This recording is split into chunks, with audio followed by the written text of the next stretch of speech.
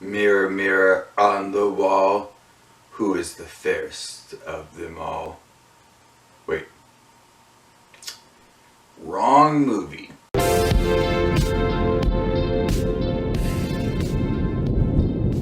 Alice Through the Looking Glass comes out 6 years after Alice in Wonderland. 6 years! I remember seeing this movie when I was a senior in high school and actually really enjoying it, and I can't believe it took 6 years for a sequel to come out. I mean, 6 years. I mean, Alice in Wonderland was such a huge success. Why not make it sooner?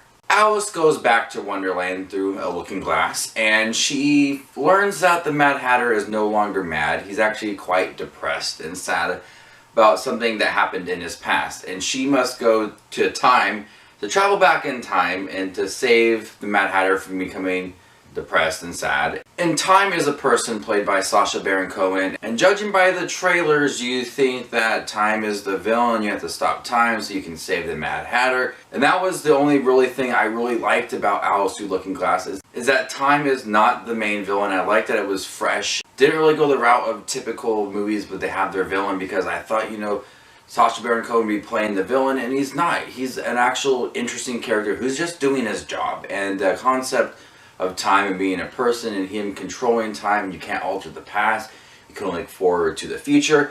I really like that aspect of Alice Through the Looking Glass, and those were my favorite scenes. Actually, when Sacha Baron Cohen was on screen, that was my favorite moments. I thought he played his character really well. He was really funny and overall just really interesting. It actually made me think a lot, because they talked a lot about that time is important. You don't have a lot of time in your life. Every second, minute, hour, day, whatever counts, and enjoy it. And they played a lot on that. I'm like, I don't want to be in this theater. I want to go out and do something with my life. And that's what I left thinking, is that the message was really important. There's also a big message of family. I think they handled both those messages in a really good way. It wasn't heavy-handed, and it was all really interesting. Now we get to what else is in the film, of Alice going back in time to try to save the Mad Hatter from being depressed.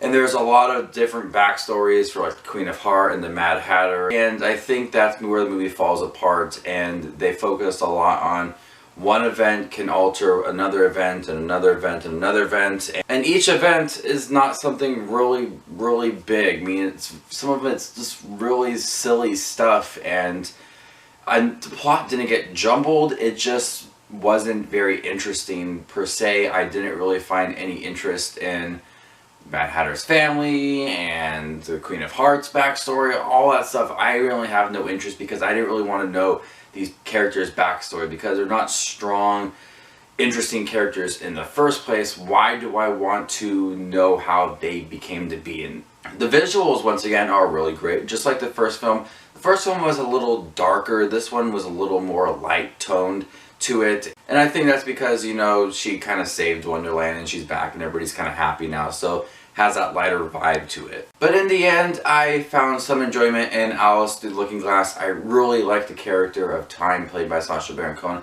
Did an amazing job. I like the concept of time and that it's an actual place and a person controlling it.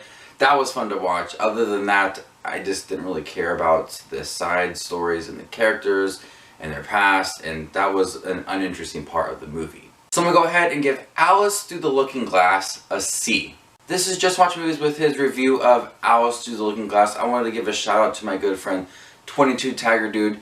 As you guys noticed, there's a different thumbnail with my face on it this time, and he helped me get Photoshop, which I've been trying for a while to get Photoshop, and now he helped me make this thumbnail. I made it myself.